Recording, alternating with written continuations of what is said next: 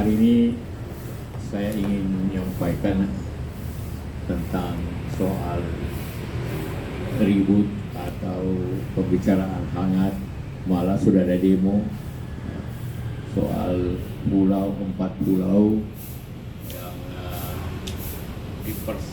bukan dipersengketakan, dibicarakan hangat antara Aceh dan Sumatera Utara.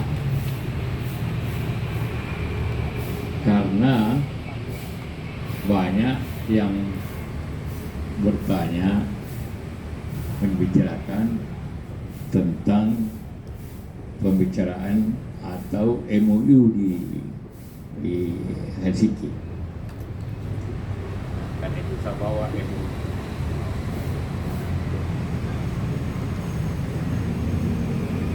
Mengenai batasan itu,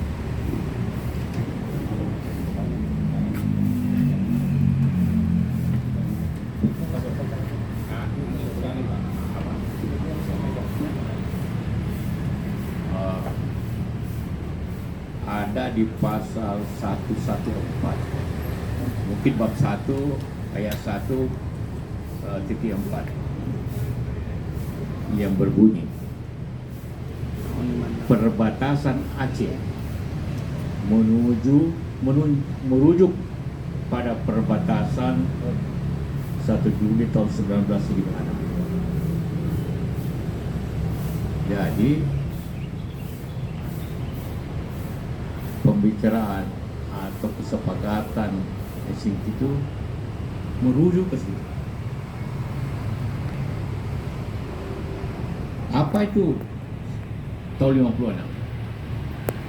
Di undang tahun 56 ada undang-undang tentang Aceh dan Sumatera Utara oleh Presiden Soekarno, yang intinya adalah memisah dulu Aceh itu bagian dari Sumatera Utara, hanya presiden. Kemudian presiden karena kemudian ada pemberontakan di sana, PTI, maka Aceh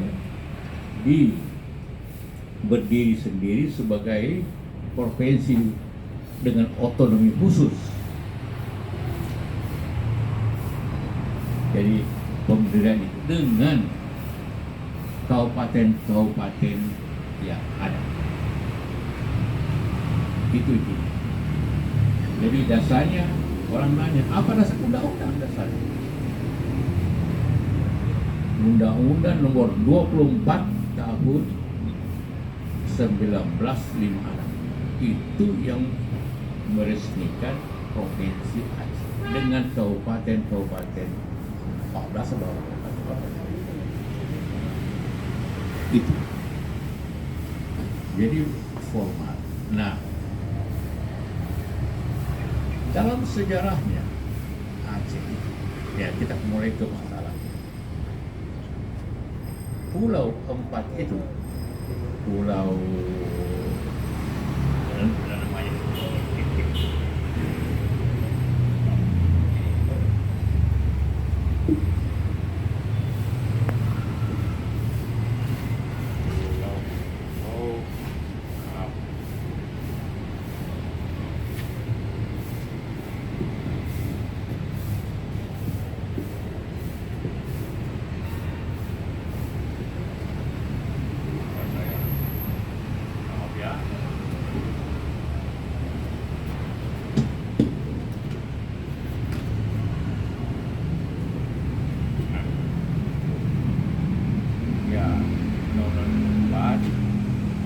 dalam sejarahnya Pulau Lipan, Pulau Panjang, Pulau Mangkir Besar, Mangkir Kecil, itu sejarah historis sudah dibahas di Kompas, tulisannya bahwa itu secara historis memang masuk Aceh Sinki,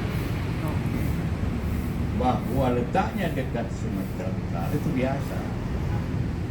Contohnya di Sulawesi Selatan ada pulau yang dekat NTT, tapi tetap Sulawesi Selatan, walaupun dekatnya ke NTT.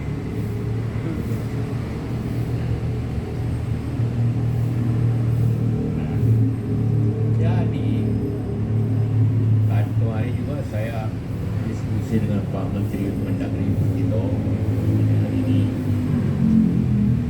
Wah tentu karena ini dirikan dengan undang-undang, tidak mungkin itu tentu tidak bisa dibatalkan atau dipindahkan dengan Kepmen, karena undang-undang lebih tinggi daripada Kepmen. Kalau mau merubah itu adalah undang-undang juga, hanya karena analisa perbatasan. Selama ini orang sana itu bayar pajaknya tuh sedikit. Ada nanti orang temannya akan bawakan bukti pajak dia. Nah, jadi baik dari sisi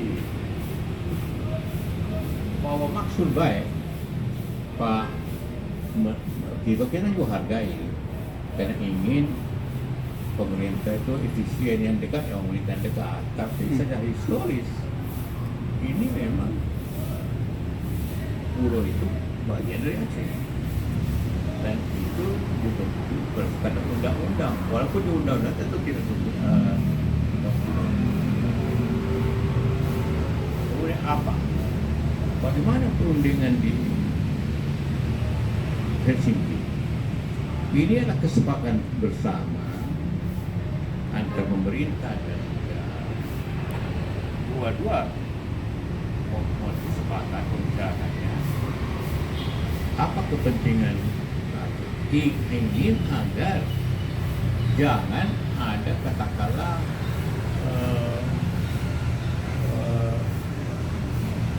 pemekaran kayak di Papua belakang pemekaran, karena kalau ada pemekaran lagi di Aceh maka terpecah Aceh, timbul lagi masalah baru.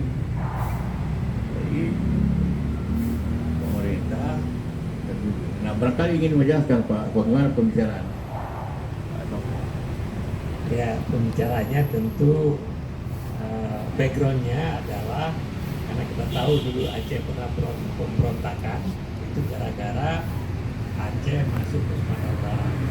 Kemudian dikeluarkan dengan undang-undang tadi 24 dan 26 dikeluarkan kembali Aceh menjadi provinsi Aceh dengan kabupaten-kabupaten yang disebutkan dalam undang-undang tersebut.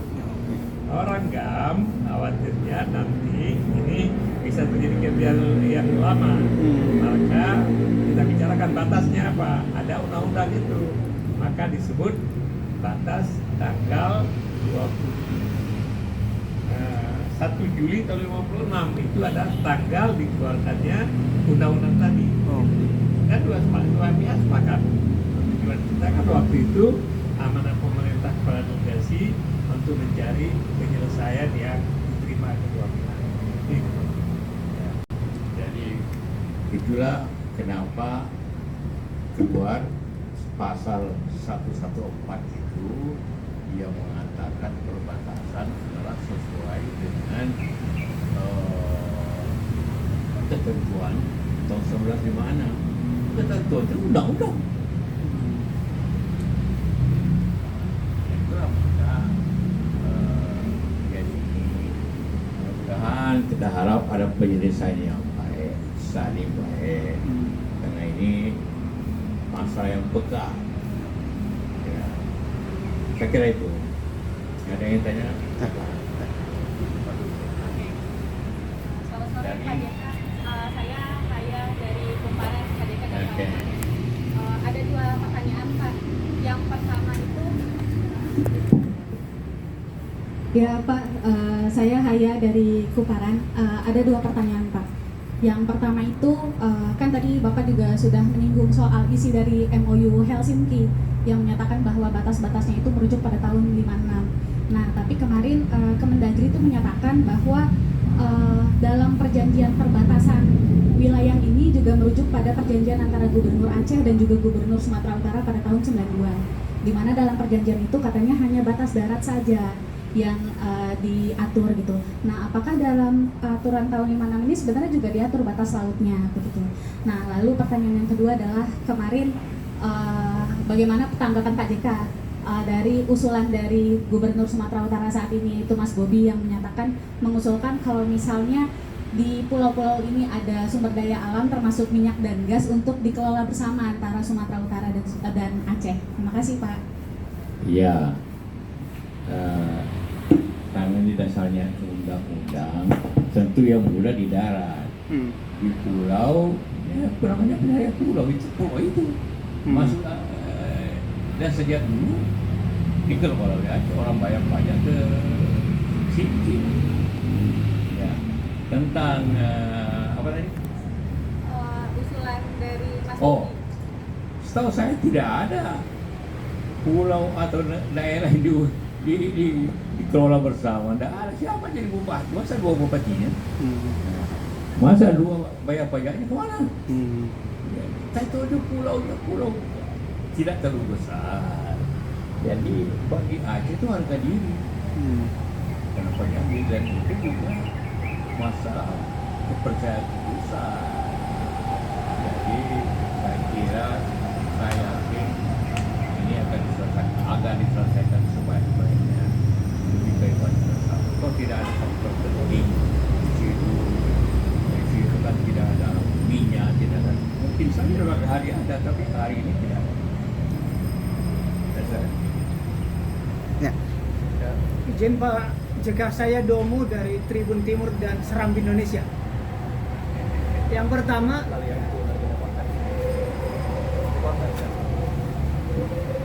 selamat sore Pak JK. Saya Domu dari Tribun Timur dan Serambi Indonesia di Aceh. Yang pertama, tanggal 4 Juni kemarin, Gubernur Sumatera Utara menjumpai Gubernur Aceh, Pak Muzakir Manaf. Reaksi yang tampak di media, Pak Muzakir segera meninggalkan Pak Bobi. Sebagai orang yang dekat dengan masyarakat Aceh, apakah Pak JK menangkap pesan dari sini? Apa sudah mengetahui pesan dari pertemuan itu? Yang kedua, apakah benar ada perebutan kekayaan alam di dua pulau ini antara Sumatera Utara dengan Aceh? Ke Pak Sofyan, apakah ini akan berdampak memungkinkan misalnya timbul lagi pemberontakan tanda kutip di Aceh atau penolakan? Itu saja Bapak, terima kasih. Ya, pertama soal kunjungan Gubernur Sumut ke Aceh, saya tadi tidak lihat ini, jadi saya tidak bisa kasih komentar itu. Tapi itu mungkin menggambarkan kekecewaan orang Aceh, Gubernur Aceh. Kedua, soal apa tadi? Ekonomi. Ekonomi, ada faktor ekonomi. Sekarang ini tidak ada. Mungkin di belakang hari ada, seperti juga di Andaman, di utara Aceh, tiba-tiba ada gas sangat besar. Siapa tahu ada. Kita tidak tahu sekarang ini belum. Tapi bisa saja ada kemudian itu nanti. Ya, silakan. Tadi pertanyaan ke Pak Andi, Bapak. Pak. Jadi apa namanya, kita arahkan dulu Pak JK kemukakan ini diselesaikan dengan baik-baik. Kalau ini kan peraturan menteri bisa diperbaiki, selesai masalah. Ya, sekali lagi ini Kepmen tidak bisa merubah undang-undang, ya kan? Walaupun undang-undangnya tidak menyebut pulau itu, tapi historik itu. Ya. Oke. Izin Pak, saya Tria dari Kompas.com Pak, menegaskan sedikit saya Pak. Tadi kan disebutkan kalau misalnya ketika perjanjian Helsinki sudah ditegaskan mengenai batas wilayah gitu. Namun belakangan juga muncul perdebatan katanya peta yang tahun 56 itu sulit untuk dibuktikan gitu kebenarannya dan karena minimnya data-data. Nah, apakah ketika karena kan Pak Sofyan juga ikut terlibat dalam penyusunan gitu Pak. Apakah memang saat itu ketika perjanjian itu disusun acuannya itu memang sudah lengkap gitu Pak terkait data batas wilayah ini Pak, termasuk juga 4 pulau yang saat ini dalam tanda petik bersengketa gitu Pak. Terima kasih. Saya jelaskan, dalam MOU tidak ada kata peta, tidak ada. Saya ulangi lagi, perbatasan Aceh menunjuk kepada perbatasan 1 Teluk Tuna. Jadi yang berbatas kabupaten, kabupaten ini Aceh, dan ini Oke. tidak sama sekali tidak menyebut batas, hanya berbatas. Oke. Ya, sama saja kalau di Jakarta ini mana Tangerang, itu kan orang tahu semua jalan ini Tangerang ini tidak ada, ini Bekasi yang mana. Oke. Seperti itulah bahwa batasannya adalah kabupaten itu. Dan itu disebut di undang-undang itu. Pak, Ya. izin Pak, saya Nathan dari Yanus TV. Pak, mungkin apakah ada kaitannya dengan isu 4 pulau tersebut memiliki kekayaan migas sehingga baru saat ini diakuisisi oleh Provinsi Sumatera Utara, dan apakah akan adanya dampak dari perubahan dana APBD dari kedua daerah tersebut? Saya kira di sini kita tidak bisa berbicara dana. Kita berbicara apalagi dalam keadaan negara ini efisiensi tidak gampang. Jadi ini tentu adalah suatu upaya kita untuk negeri ini hidup damai dengan baik, bertetangga yang baik. Karena kalau seperti Anda punya rumah, tiba-tiba ada yang mengklaim pagarnya, pagarnya tentu marah kan? Atau apa? Oke, gitulah sebenarnya. Jadi mudah-mudahan saya yakin pemerintah bisa menyelesaikan dengan baik. Pak JK. Izin Pak, saya Habibie dari Merdeka.com. Ini memastikan saja Pak, berarti kalau misalkan nanti ini disahkan, Kepmen ini disahkan, berarti bisa dipastikan itu catat formil Pak. Karena bertentangan. Ini kan di bawah UU itu Pak tadi ya. Misalkan nantinya Kepmen ini disahkan, soal pulau ini Pak, Kemendagri ini kan ini kan lebih tinggi daripada Kepmen. Kalau misalkan nanti tetap disahkan oleh Kemendagri, berarti ini bisa dipastikan cacat formil Pak ya. Gitu aja. Ya, sekali lagi Anda benar bahwa ini Aceh itu termasuk kabupaten-kabupatennya dibentuk dalam undang-undang 2024 tahun 50-an. Itulah kenapa MUI ini menyebut undang-undang itu tahunnya, karena itu dari undang-undang. Jadi benar. Seperti itu. Jadi kita memahami akan itu undang-undang. Lagi